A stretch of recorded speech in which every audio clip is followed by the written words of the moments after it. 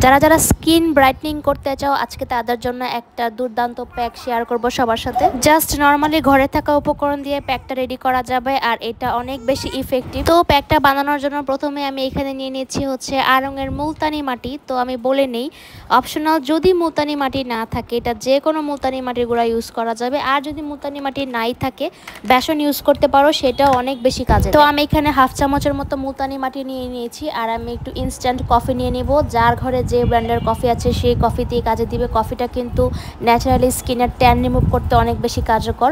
তো আমি এখানে হাফ চামচের মতো কফি নিয়ে নিয়েছি। দেন আমি হাফ চামচের মতো হচ্ছে এখানে মধু অ্যাড করব। তারপর আমি এখানে চালের গুঁড়া ইউজ করব, সেটা আমি 1 চামচের মতো আর কি নিয়েছিলাম বড় চামচ দিয়ে। চালের গুঁড়াটা হয় কি ফেসে স্ক্রাবিং এর জন্য অনেক বেশি উপকার, একদম ডিপলি ক্লিন করে আর ব্ল্যাক হেড হোয়াইট হেডস থাকলে সেগুলো একদম ক্লিন করে দেয়।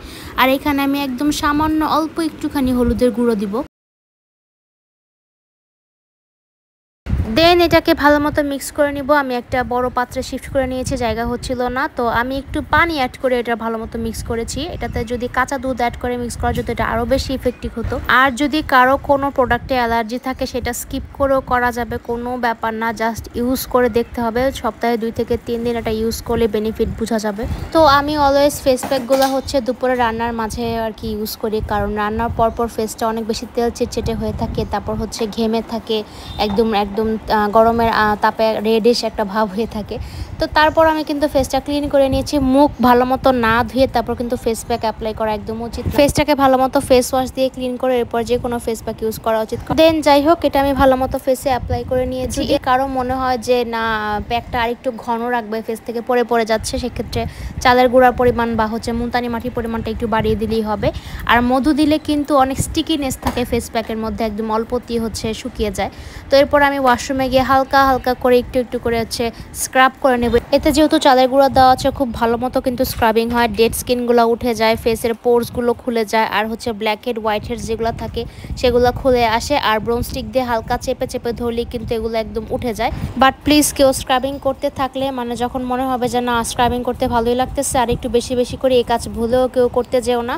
এতে করে ফেসের কিন্তু স্কিনের যে পোর্সগুলো থাকে বেশি বড় হয়ে যাবে, স্কিনের জন্য অনেক ক্ষতি হবে, স্কিন অনেক বেশি ড্রাই হয়ে যাবে। তো এই তো আমি বারান্দায় একদম সানলাইটে গিয়ে দেখাচ্ছিলাম যে আমার স্কিনটা কতটা ব্রাইট হয়ে গিয়েছিল। আসলে না ফোনে বা ক্যামেরাতে এতটা বোঝানো যায় না যতটা রিয়েলে আর কি হয়েছিল, মানে ব্রাইট। ইনস্ট্যান্ট ফেসে ব্রাইটনিং পেতে চাইলে বা হচ্ছে ফেসটাকে ডিপ ক্লিন করতে চাইলে এই প্যাকগুলো অনেক বেশি কার্যকরী। ট্রাস্ট মি, সপ্তাহে 2-1 বার হলেও ট্রাই করে দেখতে পারো। হালকা একটু স্ক্রাবিং এর পর না ফেসটা একদম বেবি স্কিনের মতো একদম সফট হয়ে যায়। তো আমি শাওয়ার নিয়ে আবার বারান্দায় চলে আসছি ভিডিও শ্যুট করার জন্য। আর একটা ইম্পর্টেন্ট কথা, যে কোনো ফেস প্যাক অ্যাপ্লাই করার পর ফেসে ভালো মতো ময়শ্চারাইজার অ্যাপ্লাই করা কিন্তু একদম মাস্ট, ফেসটা যাতে অয়েলি থাকে।